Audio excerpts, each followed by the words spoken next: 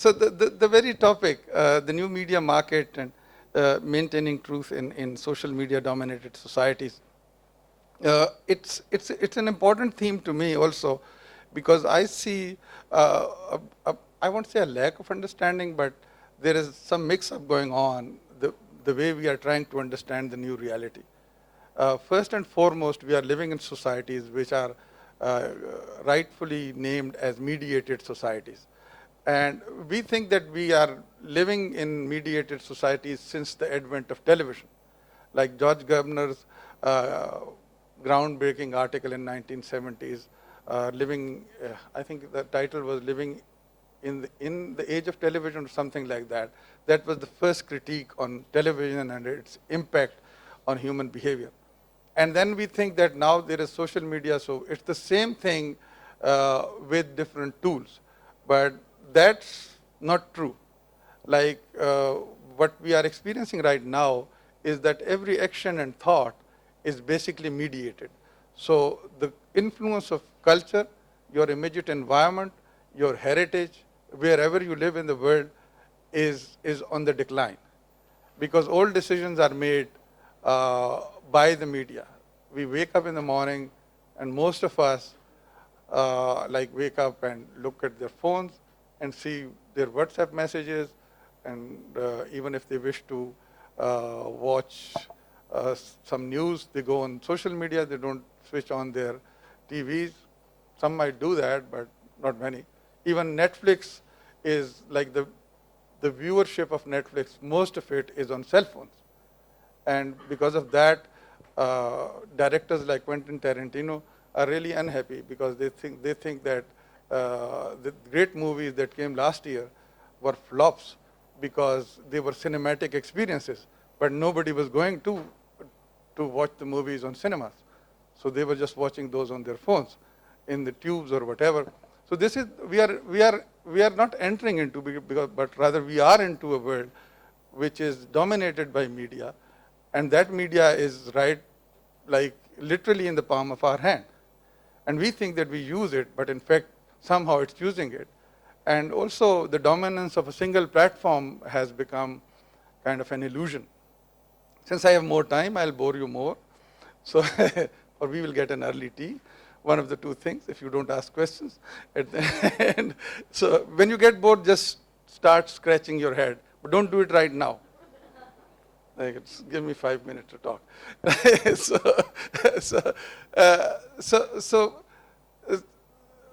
Some people think, like, I remember that a US senator in a Senate hearing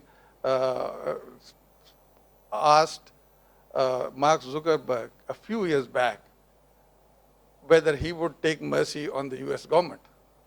Like, Facebook was considered to be the real government of the world. Things are changing. Like, Twitter was very powerful. And I cite it all the time, that the 2022 predictions coming from Oxford University and Reuters collaboration show that it's not about the platforms. Platforms are moving through the business models. Like, the most influential might not be Twitter. Like, Twitter has become obsolete and Facebook has become more important, because Facebook has included certain elements from TikTok. Like, watching TikTok is still considered to be like some people think it's kind of immoral to watch TikTok. Like, some friends of mine who are professors of literature, this and that, when I send them a TikTok reel, so they will say, we don't have TikTok on our phone, we can't access it, it's not good. But we see that many intellectual presentations are coming to the TikTok, because TikTok has just earned more than $2 billion last year. It's going to earn more. And the question is, where does TikTok get that money? From other platforms. Because the mainstream media has already lost their money to Facebook and Twitter. And now these are losing their money to TikTok. The bigger question is whether we would be able to present news on TikTok. Like, it's good making fun of politicians or events, but imagine when 170 plus people died in Sri Lanka. How would you present it on TikTok? How would you compete with with a TikToker who's making fun of everything. You might get 15 likes. You can't compete. The business model is failing of the mainstream media. First, they lost it to more serious platforms, and now they are losing it to somebody whose claim is to be fun, like nothing serious about that. So that's the background, and I'll see what I wrote yesterday. Yeah. So one important thing is that there are many definitions of truth. Like there are truths which are there since the dawn of humanity or before that. So the religious truth and others. But since we are talking about journalism and media, we have to understand what truth means in journalism. Like the simple one is truth is being objective. Being objective is not that simple. Like but still this is one of the definitions that this journalistic truth is a process that begins with the professional discipline of assembling and verifying facts. Like that's the first step. And we are losing at the very first step right now. Fake news, alternative truth, deep fakes and everything. How could you manage? Like the leaks that are coming in right now, you are all listening to that, the hacker, some guy who's doing that. And what's happening is that as a response to it, people are just faking audio tapes and say, okay, this is what it is. So imagine an ecosystem developing which is based on untruth, like not truth at all. Like you are just telling people that we can also lie if you lie. And this is the media market. Then journalists try to convey a fair and reliable account of their meaning, subject to further investigation. The word meaning is very important. What is the meaning that we convey on social media? The news that we give on mainstream media, when it's shared on social media, it at least alters its meaning if altogether doesn't lose it. Like every person who's on television, for example, every politician, every journalist are really talking on mainstream television, but they are not talking to the audience who are watching them on TV. Rather, they are talking to the audience who will be seeing them on social media platforms. That's why each and every participant on mainstream media tries to have a 50 seconds to 2 minute, 20-second clip, which might be sensational enough to get clicks on social media. So the very debate on mainstream media is changing. It's not the way it used to be. It's the idea of conveying truth and giving facts as one of the most sacred principles of journalism is losing its value. Not simply because journalists are not good, not simply because politicians are corrupt or whatever, but simply because we are entering into a new information ecosystem that works differently.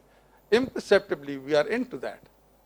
And everybody, when you ask somebody, any politician, any individual, any journalist, you ask them, why are you doing that? We are responding to something. And then you ask, but what are you responding to? And they'll say, that guy said that. Why did he say that? Because some other guy said that.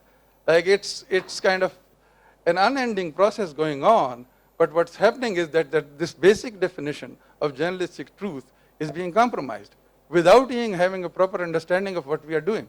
So that's the basic premise from which I would like to move. So that's something that Saqib's doing. I don't understand what I wrote. Like he didn't write it, but he just organized it. So what is our media market? The new media market, as I said, is not based on truth. Forget about that. Like when President Donald Trump came to power and his communication advisor said that there are two pictures, one from Barack Obama's inauguration, the other from Donald Trump. And the journalist said, look at the numbers. You can just see the people. And she said, no.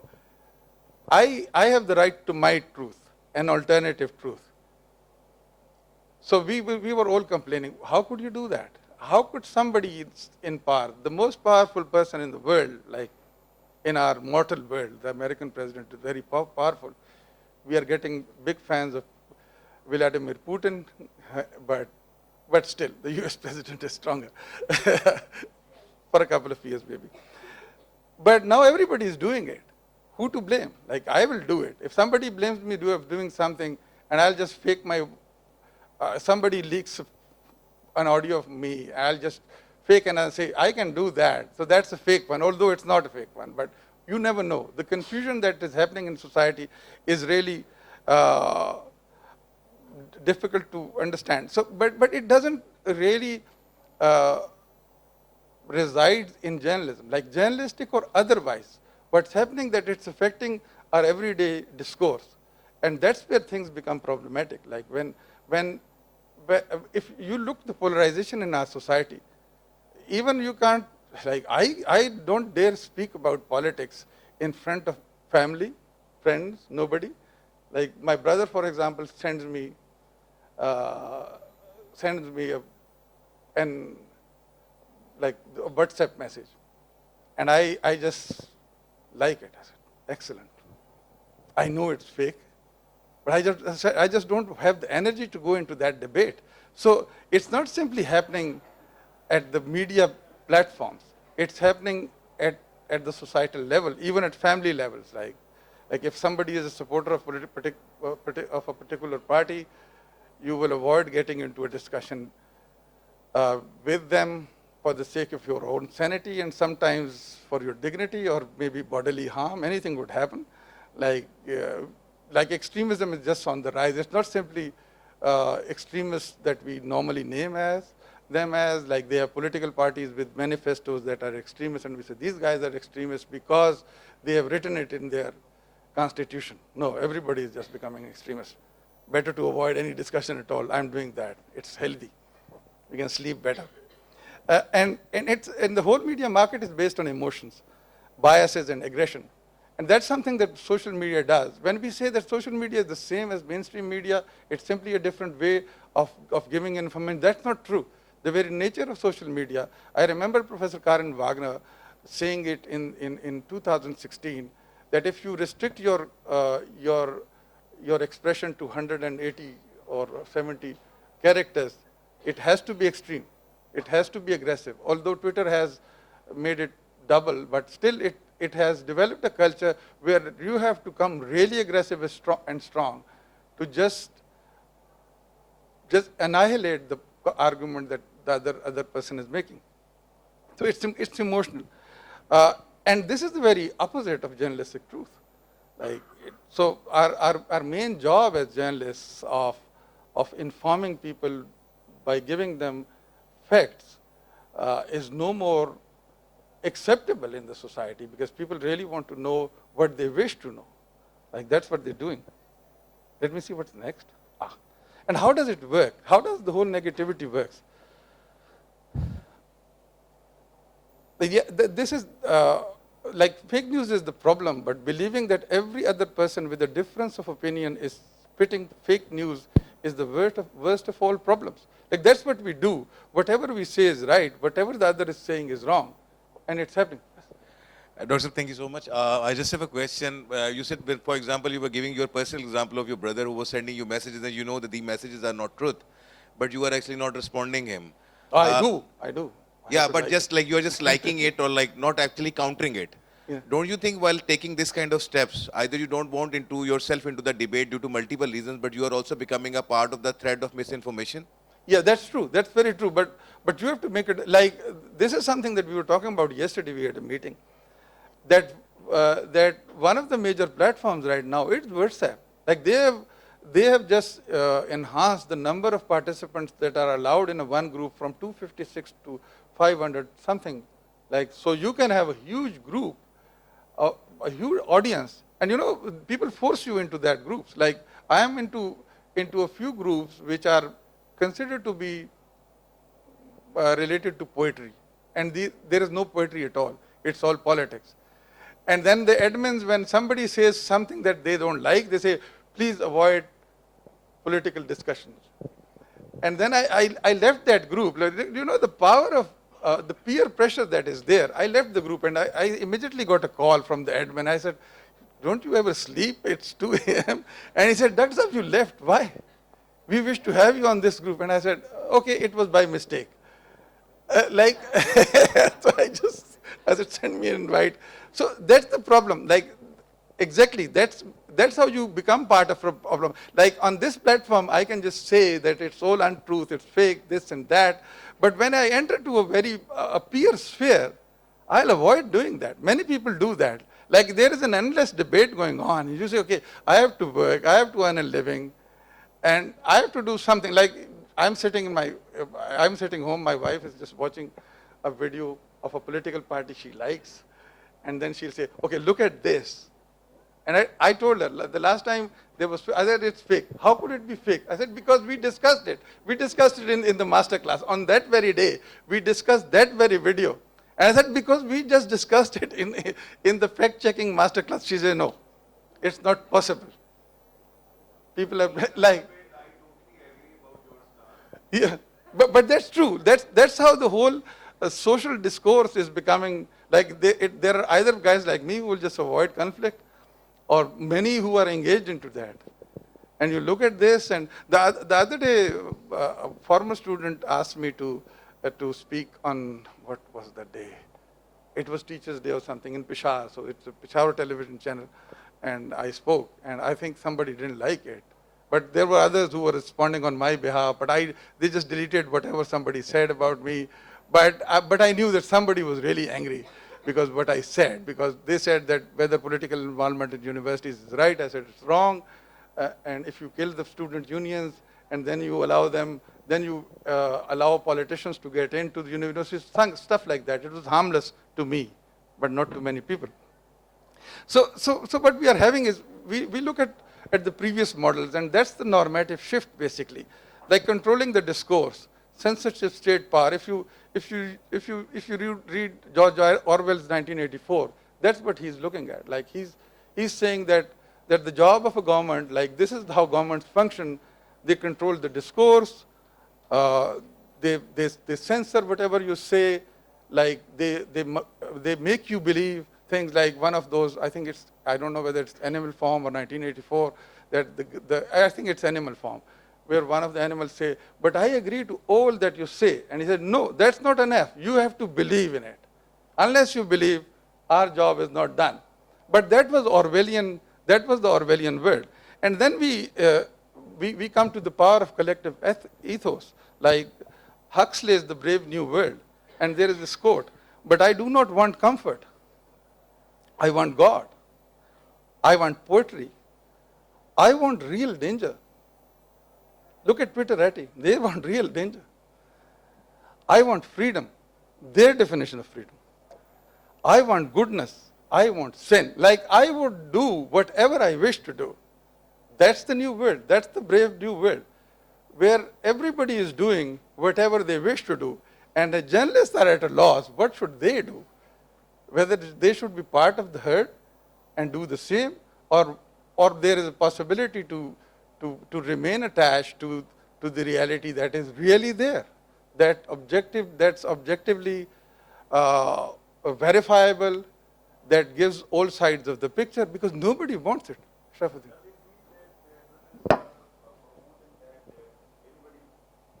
Who want to do so, in the end, I want sense. So, yeah, whatever. Do you think that Twitter promoting such things to do these things? No. These are simply platforms. But the absence of editorial responsibility leads to absence of social responsibility. It allows you to wake up at 3 a.m.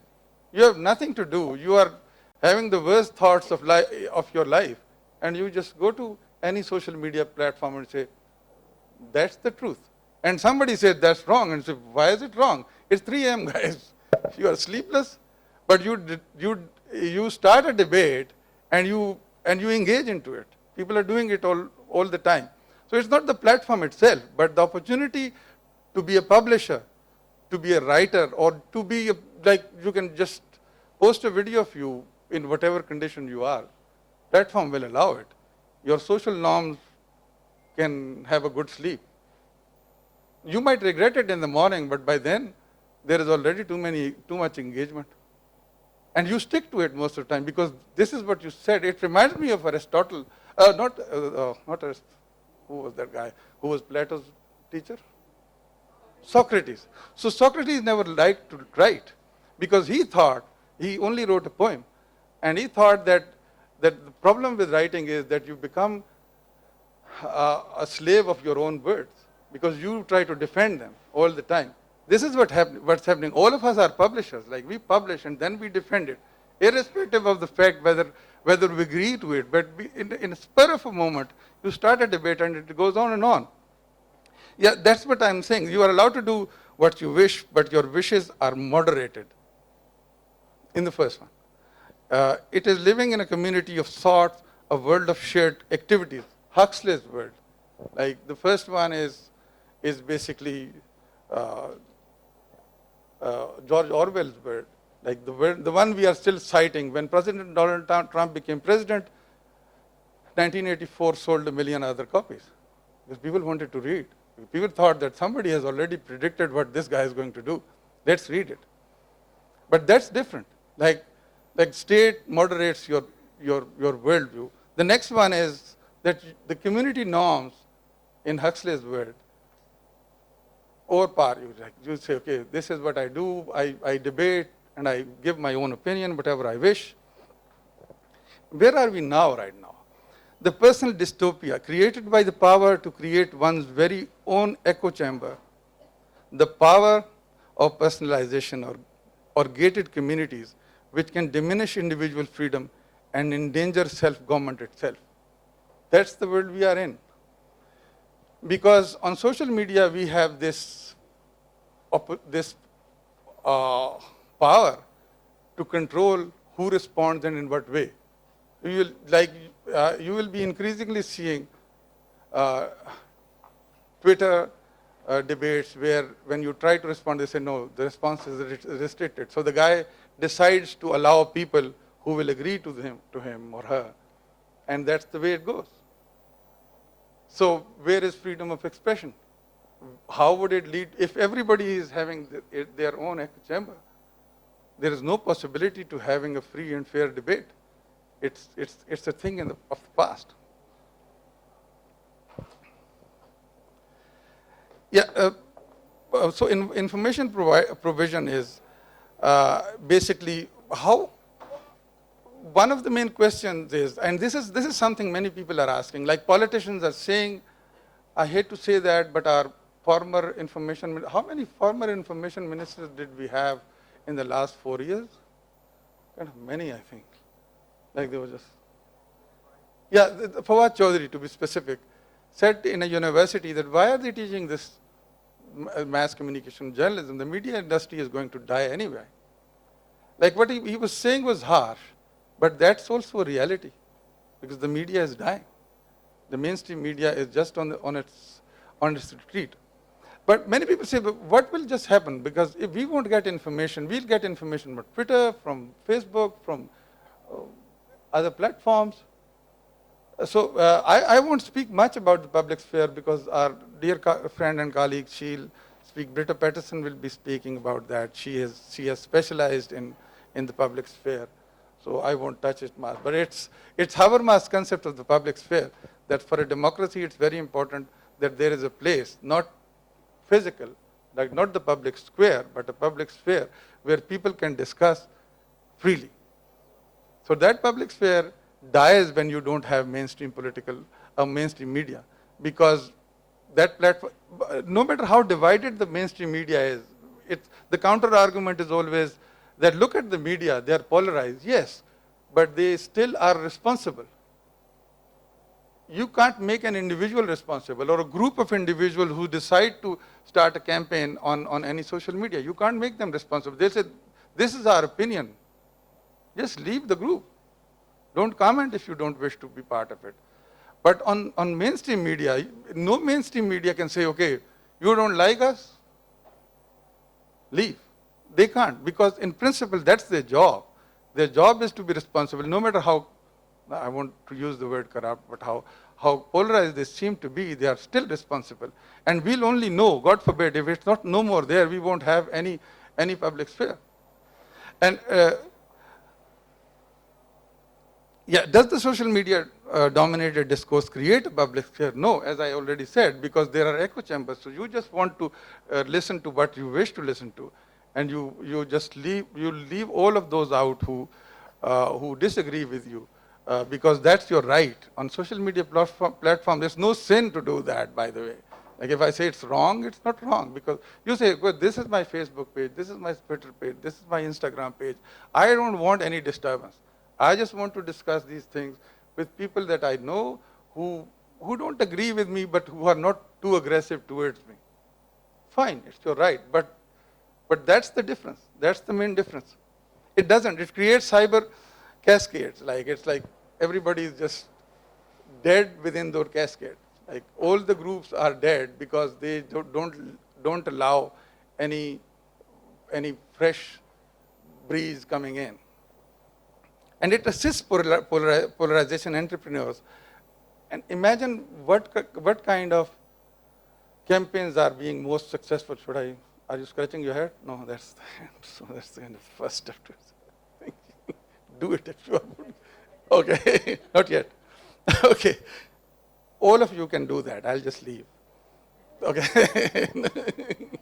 Okay. So what happens when such an aggressive environment it dominates the discourse? There are people who really thrive on that. They thrive on conflict. Many people start trends which are controversial, and they earn money because of the business model of these social media platforms. So if you say something nasty and there are a million likes, you get money out of it. So the business model that social media platforms are using is very simple. Just get enough clicks, retweets, comments, whatever they are, you will get some money in your account. So it's good to be kind of a polarization entrepreneur, because I was just watching, Wasim Akram was saying somewhere that whenever he says something about cleanliness or something like that, it gets 5 likes. Whenever he says something nasty about somebody, like fellow cricketer, then it gets kind of 6,000, 10,000 likes. Why are we doing so? And the answer was that everybody is doing it. Pakistanis are not alone in it.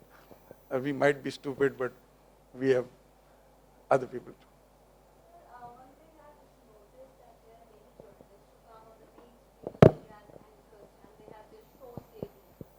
But what I have observed so far that people often watch them on television, but people wait for their vlogs on the social media, Yeah. and their personality as compared to the mainstream media is quite that's quite opposite. Yeah. And people even they get in contact with them, and then they first it happens like an information processing model that people listen to them for once, and then it starts with the information seeking model that people wait for their vlogs. So how do you analyze this situation? Yeah, that's one reason that mainstream media is on the decline, because mainstream journalists are having these two different personas. One of them is very aggressive, which they leave for their vlogs. And what they do is in the mainstream programs, they have a 50-second, 1 minute, 1 to 20 minutes aggressive line.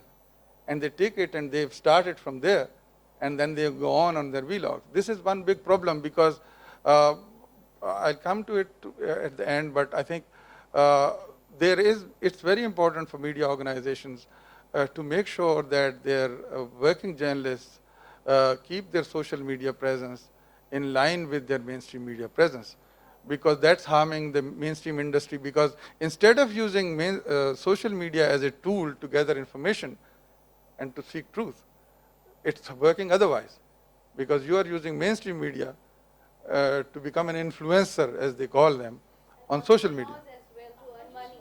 Yeah. Add one thing, because I think the restrictions on the mainstream media is also one of the reason, because in the recent time we see many restrictions from by the PEMRON and the other things. That's why people think they can get the more truth from these vlogs. So that's why they also they have more trust on these perceived truth. Even. Yeah, that's very true. That either it's truth or not, but it's perceived to be a truth if I like that journalist and if he supports my personal liking, that Yeah, that's true.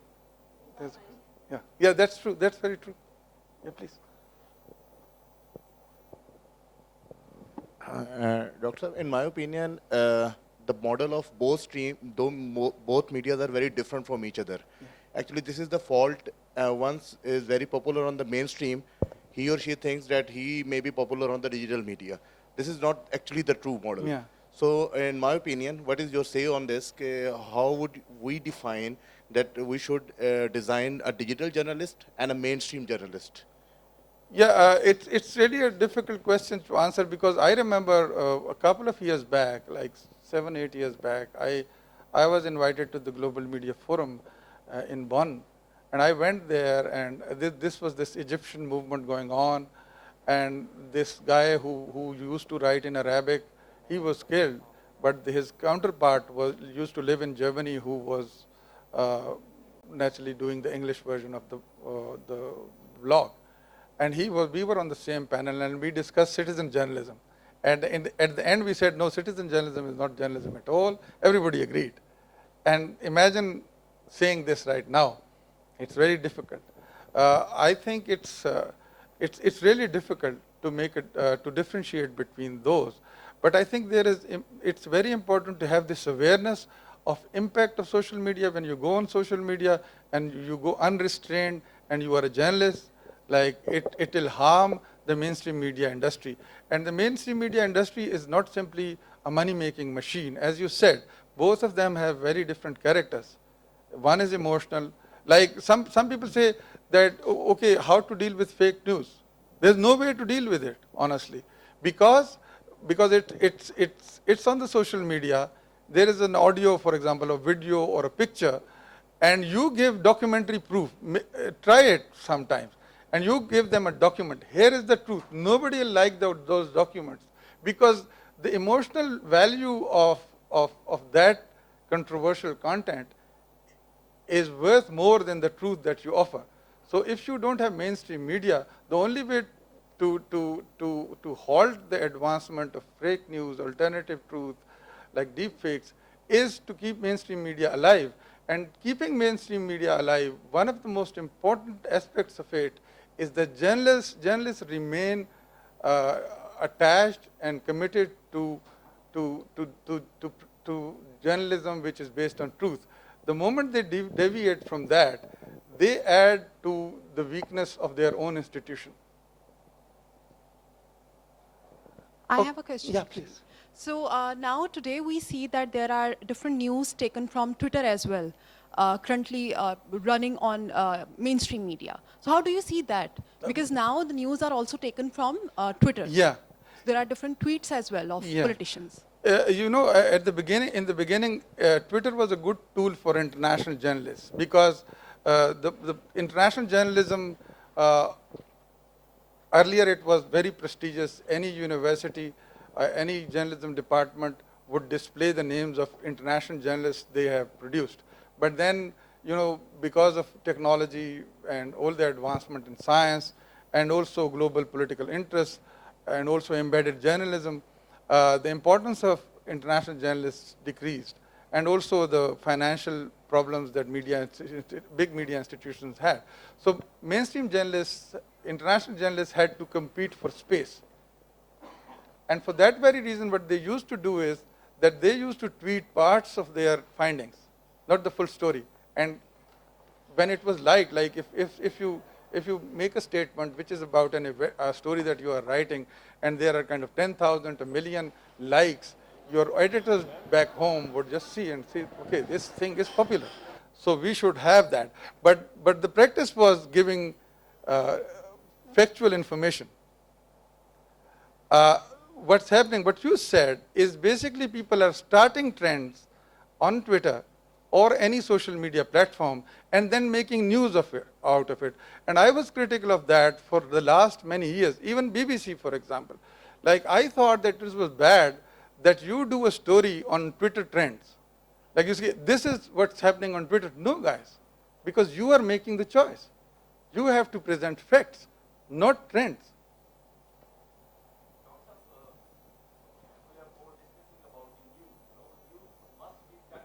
Yeah.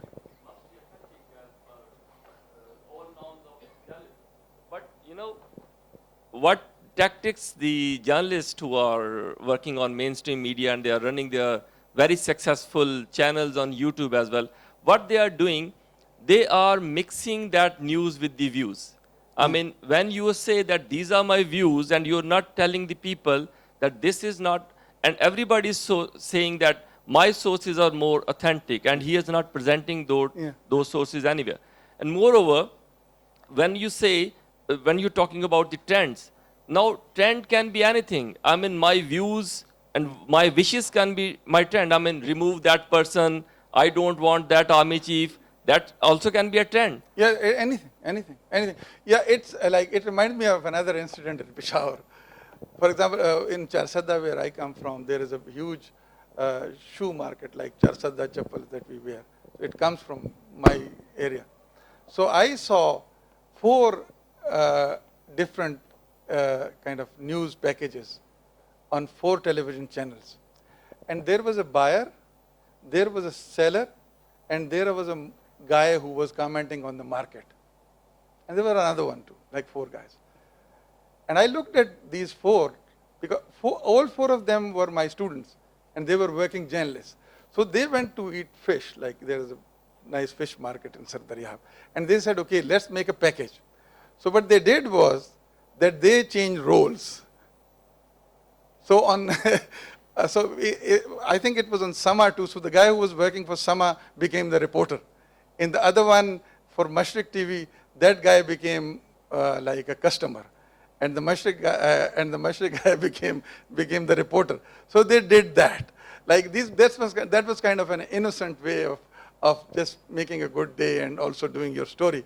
But herein lies the problem, that then when you do it for reasons other than fun, it becomes really difficult to manage. And that's the point where mainstream journalism might lose its respect amongst the audiences. And it's happening right now. It's happening not simply in Pakistan, but globally, because people think that social media presences are important. And also the idea that the narcissism that social media offers you, it enhances your narcissism. And you are just putting pictures on social media. And also your word is considered to be more important. It's more interactive, it's more personal, and it's all more reciprocative. Like people reciprocate each other. I cite this example. I cite this example. My son just started back 4 or 5 years back. He was just sitting there and he was doing something. Like, what are you doing? He said, I am unfriending guys on Instagram. And I said, why are you doing that? They are not liking my content, my stuff. And I said, you have only one picture like there. And he said, but no, that's why you are on Instagram. I am liking all the stuff that they are posting. They are not, so I don't need them. So reciprocity is one of the basic tenets of social media engagement. In journalism, you don't look for that. You just do your job, you give the fact, and you get paid for that. But if you are moving on both platforms, you can't keep your integrity. It's not possible. You have to use the social media platforms instead of being used by the social media platform. That's the trick. And yeah, please. I have a question. Please. What I am hearing up to now is the symptoms. What's happening. So I would really be interested to know what is the probable cause of all of this? Because we are watching whatever it is. In my opinion, that's the the symptom, the behaviors that we can see. But I really would be interested to hear. Why is it happening? Yes. Yeah. Thank you. Yeah, I think it was in the 19th century French philosopher who gave the idea of ennui. Like in Urdu, we translate it as begangi azad. Like in capitalist societies, I won't blame any system, but modern societies or whatever we call it, people are becoming lonely every passing day. And he said that this will become a cause of suicide. Suicide rates are quite high in some countries, like Japan, for example. The more busy a society is, the more loneliness steps into human lives.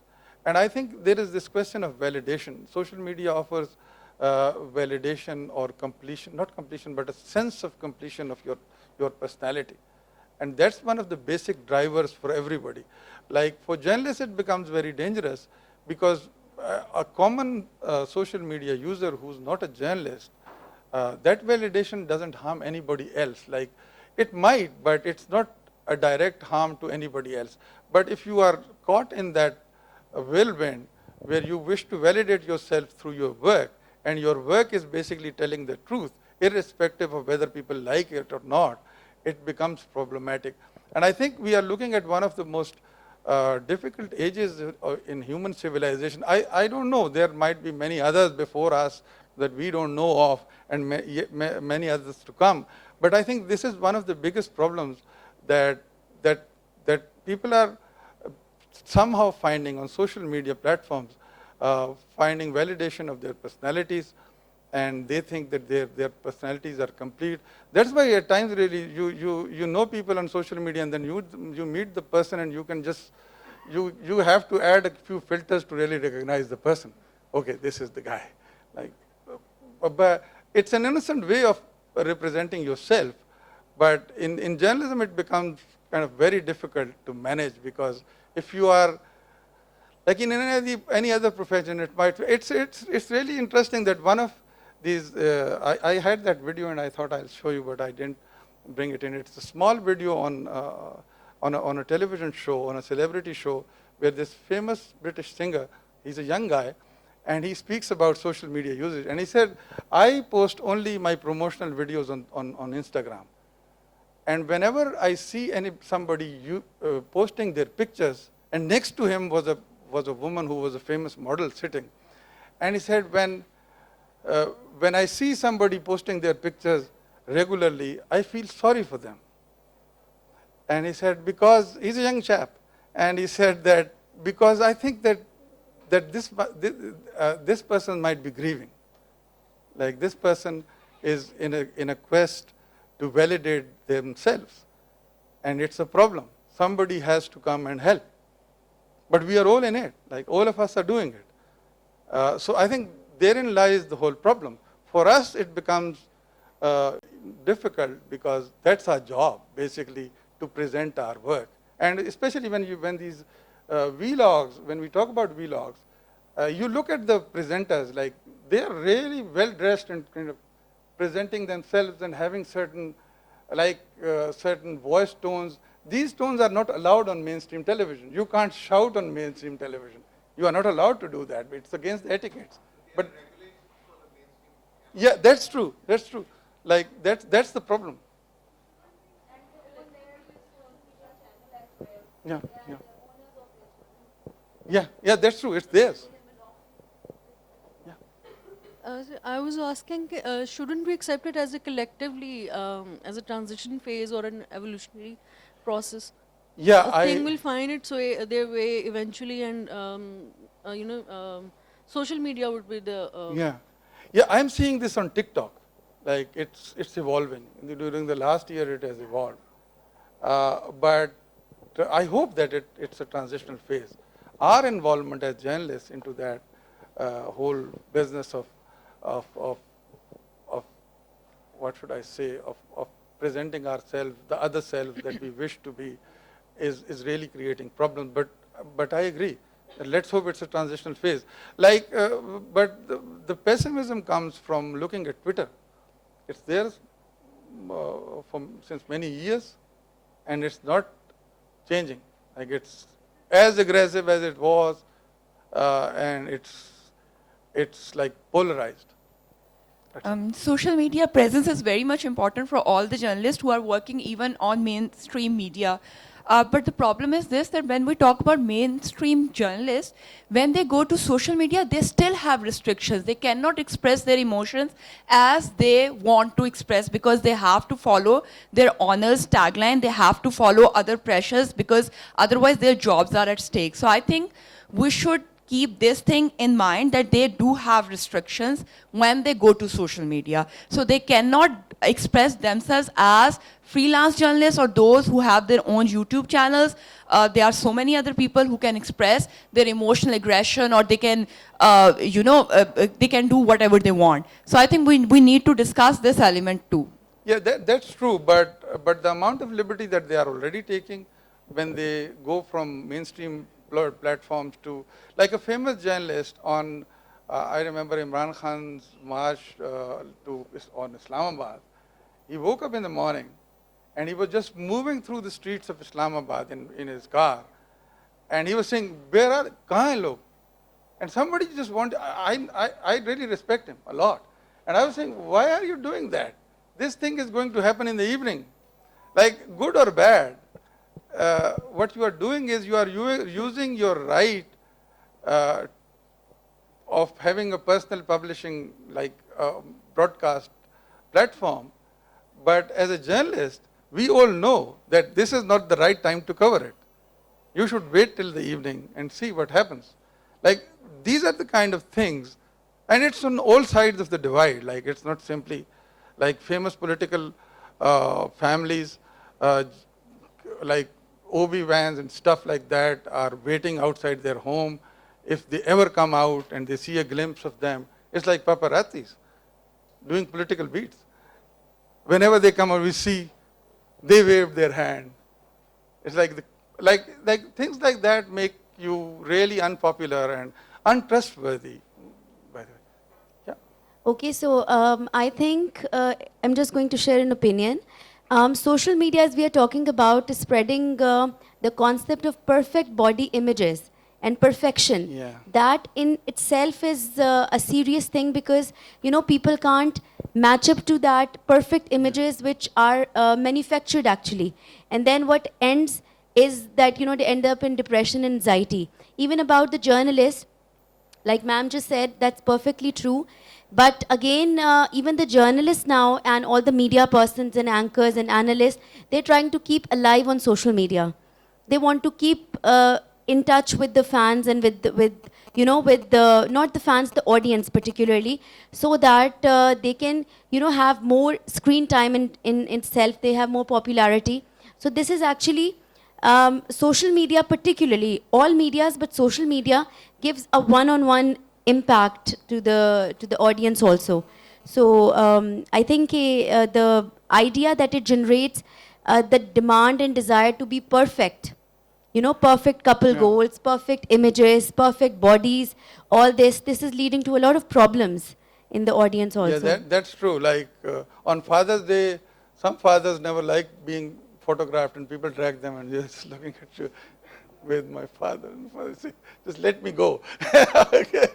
I have never been photographed since I was a child. Don't do this to me. I don't like it. Yeah, that's true, but therein lies the problem. Like also, like individual representation of your own self or whatever image of self you have in your head is your right to do. But then it becomes difficult when you perform your professional duties, keeping the same ideas in mind. It was when you said fans. That's true. Many big journalists consider their audiences to be their fans, and they respond to fans' wishes. Like, I don't have anything to say. I've seen those, but since I haven't seen you since yesterday, I'm doing a vlog. Like, that's responding to fans. That's not responding to audiences. I just want to add something. Yeah, please. Here I am. Yeah, please. That's all. I just want to add one thing, that there is a different policy for the journalists and the content on a mainstream media, and the same channels have different policy as far as the social media is concerned. So this is very much happening now, because they toe the line which is more popular in social media, and they have the content according to that. So you may see a difference in mainstream media policy and the social media policy of the same channel. Yeah. And that's visible. And second thing is that we are talking about the content and journalism and social media and all that, But I think it is the social media content and whatever the journalists produce over there, that is more related to money. Yeah, that's true. That's true. It has a monetary value. As much as likes you will have, you will have more engagement, you will get more money. So social media content is basically related to how much you earn from there and how much revenue generate. And that's why they tend to present the content which they consider is more popular. And people like it more. It's just like the Punjabi movies in the past maybe, then when people say that people want to see it. Yeah, that's true. So I it's remember more that. like that. Yeah, it's really true, Dr. Sabha. It's really an important consideration because organizations like New York Times and Washington Post, like New York Times is trying to compete on social media, especially on Instagram. And what they are doing it, like they are not going into serious content, that they have involved kind of chefs, like culinary experiences, and they ask you to, they offer it for free, 2 minutes piece, and then when you want to get involved more, learn more, they'll ask you to subscribe. But the more alarming discussions that are going in the US media right now is basically looking at their journalists' social media profiles. How are they liked? If organizations like New York Post or New York Times or Washington Post decide to consider the contribution of individual journalists on the basis of their social media presence, then it's really alarming. Because I still think that there are, as you said, there are two different business models. In one, you work, you give a good story, no matter if anybody reads it or not, or if you are dragged in the court, your organization will support you, and you get your pay at the end of the month or at the beginning. On the social media platform, you get enough clicks, you will have funds transferred into your accounts. But if the person or the organization that has given you that status because of working with it is also considering how much are you earning through the other business model, then it will become really problematic, because which business model will the mainstream media then follow? And that's alarming, because the business model that the social media platforms are offering are individual financial contracts, like if we can call a contract. But there it's different. If both are mixed up, it will be really difficult. I would like to mention that we are also having rating system Yeah. in our TV channels.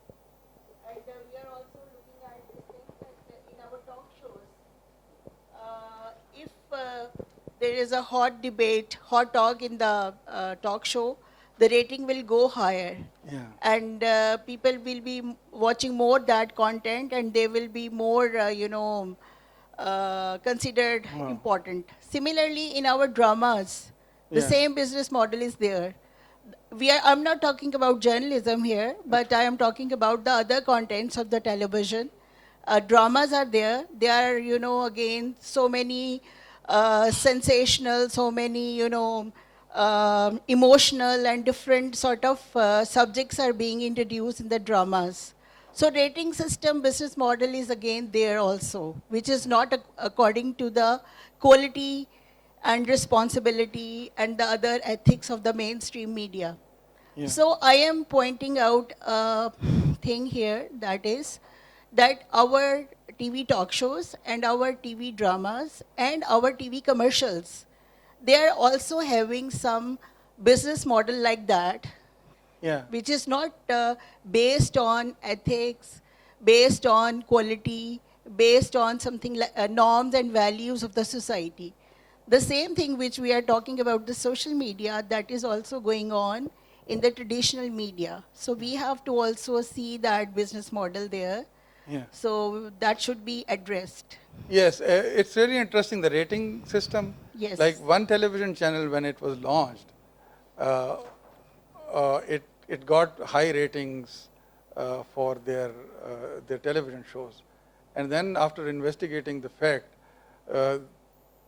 the authorities came to know that they have distributed television sets in certain areas of Karachi where the rating was done, and asked viewers just to use this to air this, just to watch this TV. Even if you don't watch it, here's a television set, just keep it on. Yes. So we'll have a better rating. Yeah, that's a problem, and but it's still like it's the mainstream media problem. It's also interesting that in Pakistani media we don't do audience research, and the reason we don't do audience research because we don't get advertisements in the mainstream media through our because of our viewership. But most of the time we get them because of our connections. I remember some German colleagues coming to Pakistan in 2006, and we met a friend of ours who was heading a television channel back in Islamabad, and they asked, so how do you get advertising? He said, I gave a call to the guys I know, they give us money. And he said that, no, but do you do some audience research and you present it to the guys and tell them that this is the product you have, and so we have that much viewers within that time slot, which might be good for you. So no, that's why I am here. I have this job because I can get money from the people who have them. Like it's a very different model the mainstream also had. I think we have another question. Sir, do you think that mainstream media and especially social media, they are producing content regarding audience taste, not on the basis of ethics or professionalism? Yeah, it's kind of a chicken egg debate that's going on since forever. And I don't think that the audience is that important now in mainstream, because you look at the polarization in the media. Yeah. But one of the problems is basically polarization in political debate. And that's very true when you say that they are responding to a certain audience and neglecting the other part. And we can see that divide very clearly on Pakistani television, because if you are sympathetic or actively involved with a certain political party, you watch this and this show. And if you are not, don't watch it. Your blood pressure will go high. But only you can watch cricket, like on all channels if it's there. But otherwise, if you want to have a political debate or any debate whatsoever, you have to choose wisely to avoid any any heartbreaks. So I'll just, since these are my students leaving, that's fine. The audience is not yet fed up with me. They have just learned, they're in my courses, so they know what I'm going to say next. So, yeah.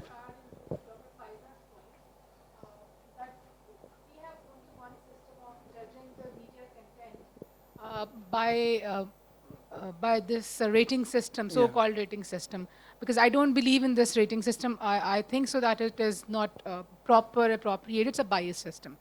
So what else we can do to judge the content of media? May it be specifically mainstream media and on social media, because if we want to get rid of so many issues that we are discussing here, I think we must have another business model or any model to judge the content, so that we can one of you have shared is the audience research. But I hope, what's in your point of view about it? Thank you. I think it's high time that media professionals and government sit together and talk about regulations, and also citizens. Like there is a Citizen Media Commission in Pakistan. Many people don't know about it, but I remember that when Senator Javed Jabbar was inaugurating it, I was part of that. It was in the 90s, I was a lecturer. It's not, but the thing is that we need to have something where citizens can give their input, like organized input, like not sporadic one, like documents. I think it's very important, and there should be this tripartite dialogue going on between media. It's important, all media, like PECA, the law that was considered to be passed, which didn't, is one example of what kind of strategies might the government have in place. So it's good that journalists sit with the government and there is a clear debate, and also there is a representation of the society, because I think ultimately the society is going to suffer because of what's going on. Doctor, here I would like to mention this thing that Yeah. Yeah.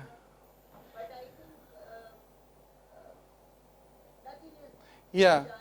No.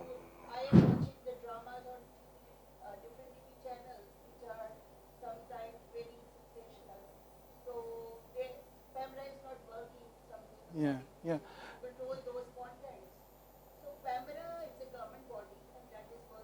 Yeah.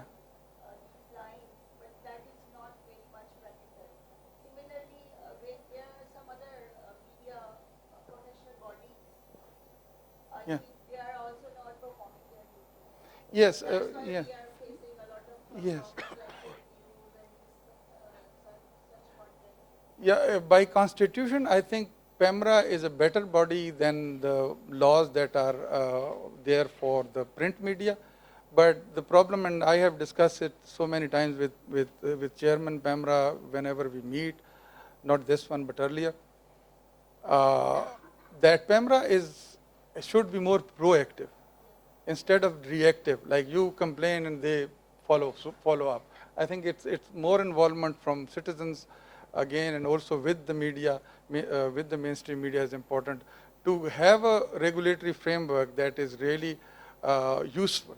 It's not right now. Like it's replying to complaints is not the right way to deal with it. Sir, Yeah. regarding Hafsa's thing, because I am working on the rating system and I had a presentation on this as well.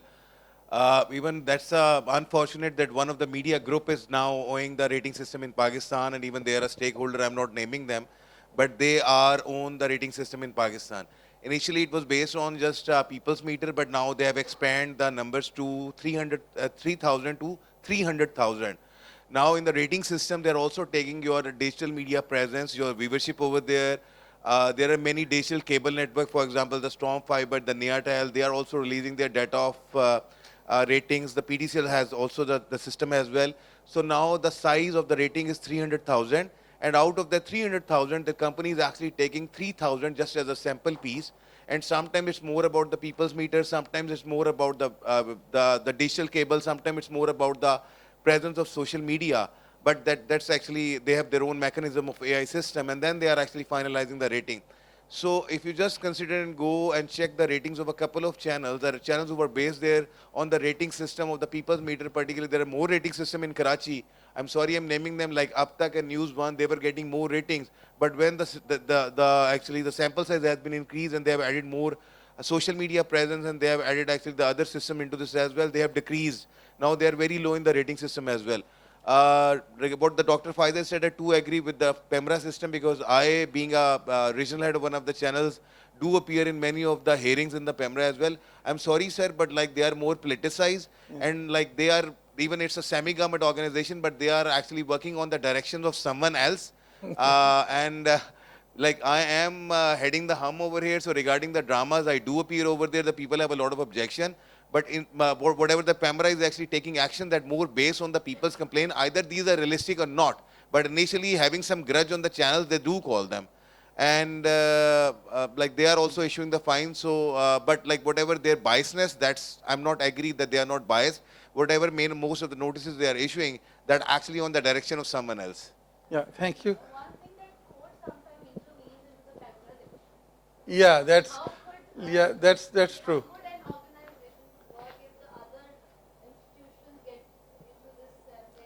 Yeah, that's the benefit of having an independent judiciary. The proactive judiciary is also good. Yeah, that's Firasat. Yeah. Yeah. Yeah. That's Well, I wanted to ask this question from Shiraz. Shiraz, thank you. You brought this people's meters discussion up. So I read a report which was published back in 2011, and it said that the country had 680 people's meter in total back in 2011. You are saying it's more than 3,000 today. But according to that report, the majority of them were placed in Pakistan's chief metropolis, like Karachi, Lahore, Islamabad. And they are not in like other rural areas. So what about, do we have any other audience measurement tool in rural areas or areas that are other than metropolis? Yeah, please, please.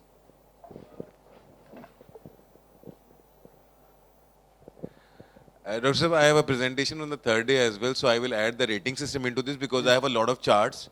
And with the help of chart, like it will be easy to define and inform you guys that how the rating system is working, how we being a channel are actually have a whole department over which are properly being monitored them, and how actually that monitoring system is also helping that out कि जियो ने पहले चला दी तो हम कहाँ पे आए और क्या है. So I will add those things into this as well. Secondly, initially when you just went in the past, you realize that you normally find out most of the coverages of Karachi instead of any other channel. Yes, that was a truth, that the most of the people's meter were in Karachi, number one, number two in Lahore, and number three somewhere in Islamabad. And then, for example, if you just talk about the Faisalabad, how you could measure Faisalabad rating system with just 2 meter over there, how you could measure Multan rating system with just 1 meter over there. There's nothing, there's not even a single meter in southern Punjab. How many system meters are there in interior Sindh and Balochistan? You're totally neglecting because Quetta even not even a single meter there. But later on, now whatever the sample size they are taking, it's earlier the meters even they had increased the number, but now the sample size which they are collecting, it's more on the social media. Number one, it's on the digital cable as well. As I just mentioned, for example, in Lahore, it's not like 30 to 40% of the area is being captured and covered by the digital cable, for example, Bateen, World Call, Storm Fiber, many others. So they have actually all the mechanism, the DTH. Yeah. So it is very easy to see social media and monitor and get the exact stats on which you can identify which exactly the channel or newspaper, whosoever is number 1, 2, 3, 4. So we cannot neglect social media and its presence, and we also need to understand why they have brought this into market, why people are using it, just because first thing is money, that matters everywhere. And more importantly, we need to see why they are putting it into it and how much money they're getting out of it. Yeah, I think we discussed the business model already. Yeah. So I'll just wrap it up. Like, I think I have taken more than enough time of everybody. So here, the thing is, that's the good part. That's the positive impact of social media. What we were discussing is, and this is a book which is a new one, and #Republic, a divided democracy in the age of social media. It's a very good book. If you get a chance to read it, it's good because it shows the new normative structure. It shows how our behaviors are changing and how we are responding in a very different way than earlier and the way we are interacting. I'll just read the quote. In a well-functioning democracy, people don't live in echo chambers or information cocoons. They see and hear a wide range of ideas and topics. They do so even if they did not and would not choose to see and hear those topics and those ideas in advance. Like, you can't just decide beforehand, this is what we will actually discuss. That's one very important element in a functioning democracy. These claims raise serious questions about online behavior and uses of social media and the astonishing growth in the power of the power to choose. Because the power to choose means I don't want to hear it. I won't allow this opinion to come anywhere near me. And everybody decides to do that. So that's when we live in information cocoons. And so to screen in and screen out, you allow people who might agree with you, and you never allow those who you know or even have a hint of not agreeing with you. So that's the problem. Like, there is nothing wrong with social media itself. That's basically the problem, where divide, because you are already dividing the discourse, meaning that you are dividing the society, meaning that you are adding to conflict, meaning that there will be violence. And that's what's happening. Like the recent events in England, the Hindu-Muslim clashes in England were basically ignited from a couple of tweets from India. And we have seen riots in England. Imagine if that's happening in a foreign country where people have lived peacefully together since the 18th century, I think. So I think in the 19th century, for sure, there was a sizable Indian population over there in England. Pakistanis are the biggest majorities, and people even joke that the next Prime Minister of England is going to be a Pakistani, whether Javed Iqbal or the other guy who was the mayor, because they represent the two political parties. And there isn't, but you see, that's what happens.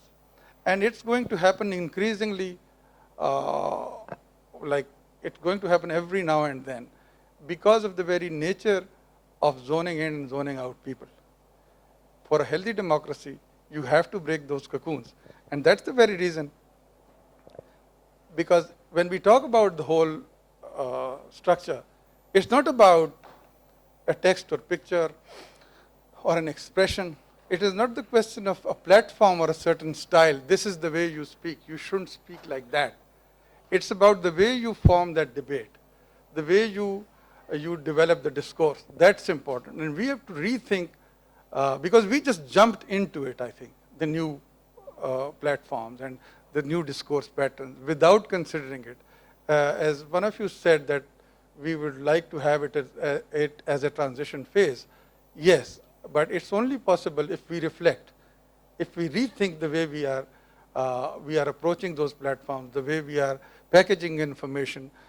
It's a great liberator, social media. It enhances the reach of mainstream media. It gives voices to the voiceless, as you said, like those people in this country, for example, or in any country, who are not represented because they don't have enough meters in their area, are being represented. Those voices that are never heard because some editorial team in some media organization decides to neglect certain community. That's not possible anymore. Every voice is going to be heard. But the problem is that the only thing that we have to look out for is that either we are creating information cocoons, either we are keeping people out, zoning them out, or letting those in who are as aggressive as we are, or even if we are moderates, we allow aggressive people to be part of our discourse circle because we think that it's cute, for example. So it's fine because they are speaking our language. That's not right. That's not a democratic behavior. So again, it's good to use social media as a tool, but being used by social media as promoter of narrow interests is wrong. Like it's absolutely wrong. We shouldn't be doing that. And there is I think that it's need for larger social awareness to salvage the mainstream. We have to really develop an understanding, and it should go from top to bottom, that social media has a purpose, mainstream media has a purpose in a human society, in a democracy. You take it out, you might not be able to survive as a democratic society. So whatever ills there are, we need a responsible system which is governed by certain rules. And we can't really let individuals, myself included, play havoc with a society doing whatever we wish. Because as Lord Acton once said, that power corrupts and absolute power corrupts absolutely. That's absolute power in my hand, just to say something. So somebody has to regulate. Regulating social media is not easy, but learning the discourse patterns that are democratic is important. And also, above all, there is need to introduce media literacy as an integral part of education. I think that's very important. Chomsky is saying this since forever, understanding media. And he was not saying it to media education department. He was saying it to all citizens that live in a democracy. You have to understand media to live in modern societies. You have to know what media could do to you, and you have to learn to use media instead of being used by a system which doesn't have a face. So to me, media literacy is paramount in mediated societies where every decision we make is governed by our exposure to media, from the way we dress, to the way we talk, to the way we interact with other people, to the way we form relationship or break them, the way we vote and everything. Voting behavior has been one of the most important areas of research since the Second World War in the 1950s. But I think the need to really understand all our behaviors in mediated societies is important. Thank you very much, ladies and gentlemen, for all your patience, for all your participation. If there are still any questions left, I would like to answer those. Thank you. Yeah, please.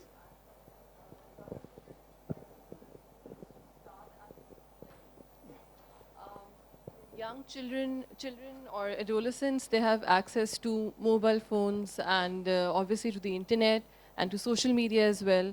And like Noor was talking about body image and things like that, I think so when it comes to teenagers, they might be more vulnerable to that.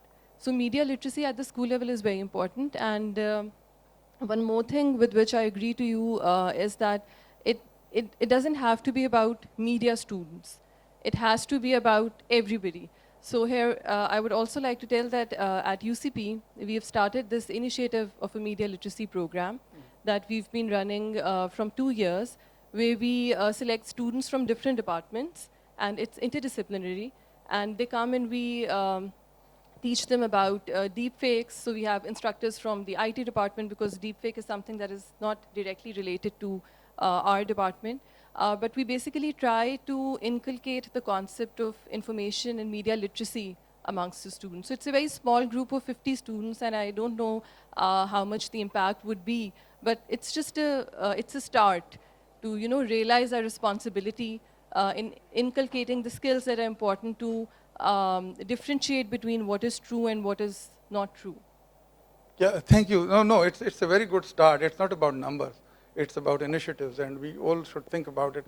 Because the problem here is every child who has a mobile phone needs to understand what it's all about. And since there is a lot of fear in modern society right now, people are afraid of everything. And even if you are sending your child to the kindergarten, you are giving the child a mobile phone.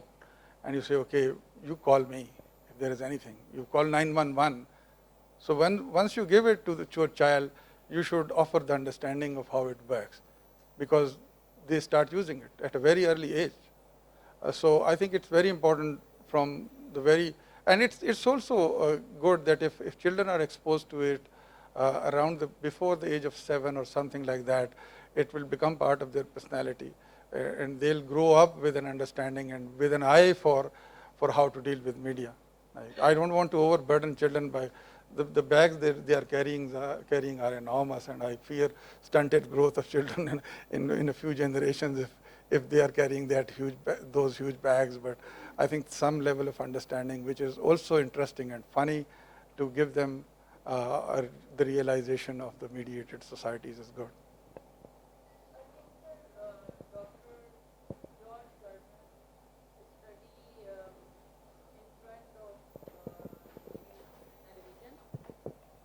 Bobo research, aggressive behavior. Mandora, okay. Mandora. Thank you. तो क्या मुझे नहीं लगता कि अगर हम ये कहें कि सोशल मीडिया जो है वो नेगेटिव पर्सपेक्टिव में ही है, सोशल मीडिया का यूजेस जो है वो पॉजिटिव पर्सपेक्टिव में भी है.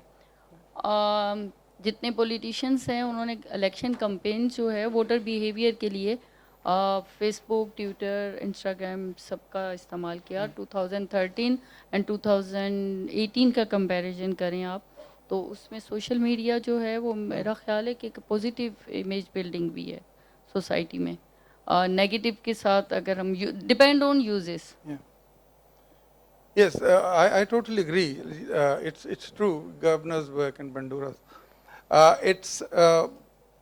There are like I said, access to all people has become easier, and it's also have like when I have also seen that most of the politicians like to be on social media instead of going to people.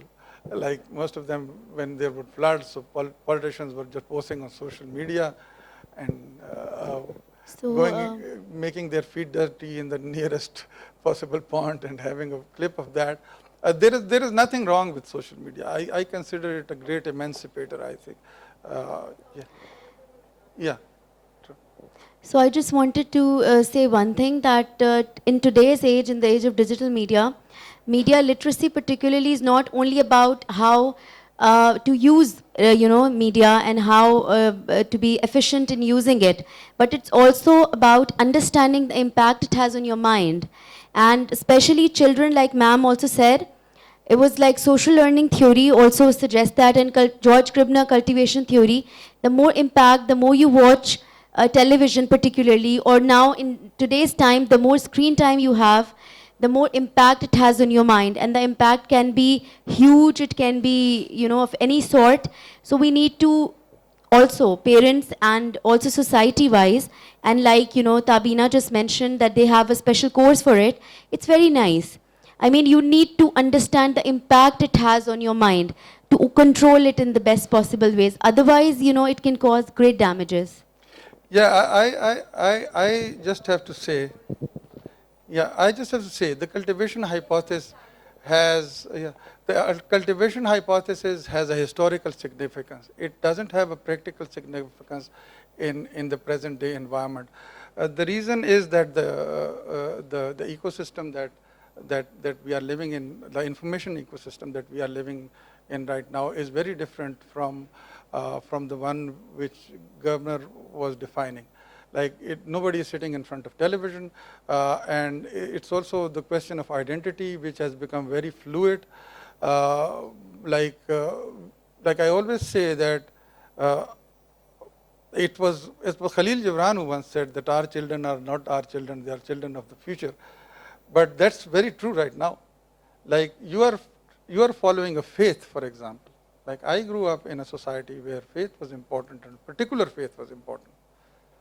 But my boy, like my son, although he agrees to my faith and might also follow it, but his faith is very different in a globalized society where he is interacting with just everybody around the globe. He is being influenced by, and he's also influencing. Like, it's an interactive process of mutual influence that is going on in which we are living. For us, like people of my age, it might be, we don't understand the dynamics. But for younger people like you, for example, so it's different. And those who are teenagers and are in their 20s, for them, nothing is the way it seems to be. Like religion, faith, nationalism. Look at nationalism. Where is it? Like, it's just, like, it's not there. Like, nationalism has really receded into kind of backdrops, but nobody cares because people adhere to it, they say, but the way they feel about their nations is different because, so the identities are becoming fluid. So, and the influences are enormous, and the influences are also interactive. Like, you are not like Governor's model take audiences as passive recipients of media, information, audio-visual experiences, and we don't have passive recipients of information anymore. They are influencing the whole of the information ecosystem, and it's not going to end.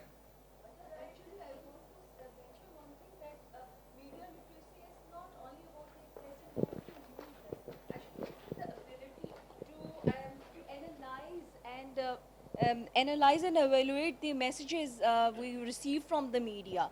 So it is not only how we can access and use the media. So when we talk about the media literacy, it means we we're talking about how we analyze those messages and how we evaluate all these messages from what we get from the media. Yeah, it's a huge ethical question, and everybody has to ask them it to themselves. Like earlier, we used to ask the media to have ethics, like because media was the only publisher.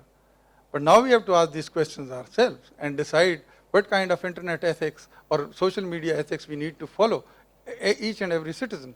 And also we need to form kind of human organizations which could discuss these together without just zoning in or out anybody, and just to find a solution to how to behave on social media. Because I think in haste, since there were so many platforms available, and since we were able to kind of carve an identity for us, the ought to be identity, this is the way I would like to be, so I can be that person on social media, we just grasped the opportunity and said, okay, this is me, and this is me talking. But I think we have to really take a step back and see what's right for us.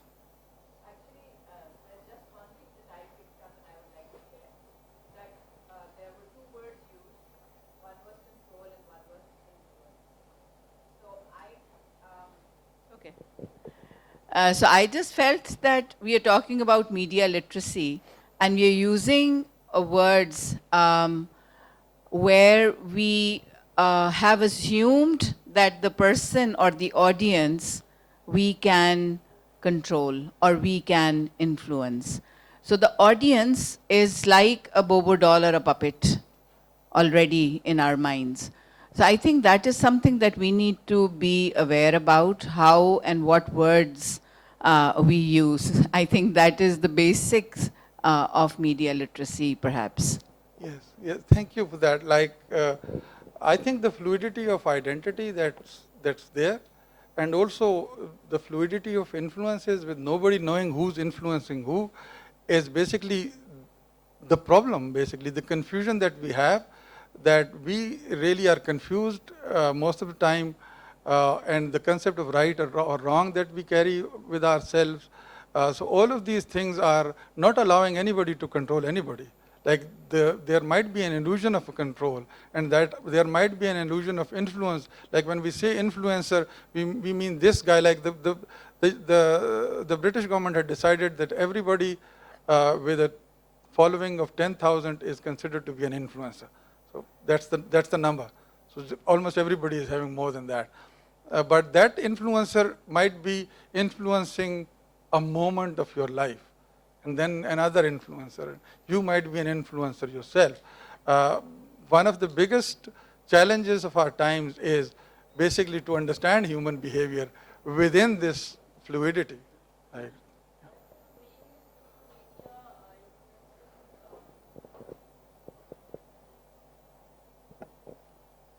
Sesame Street program. Yeah. Early education for Yeah, that's children. true. More. Yeah, Sesame Street. Yeah, that's true.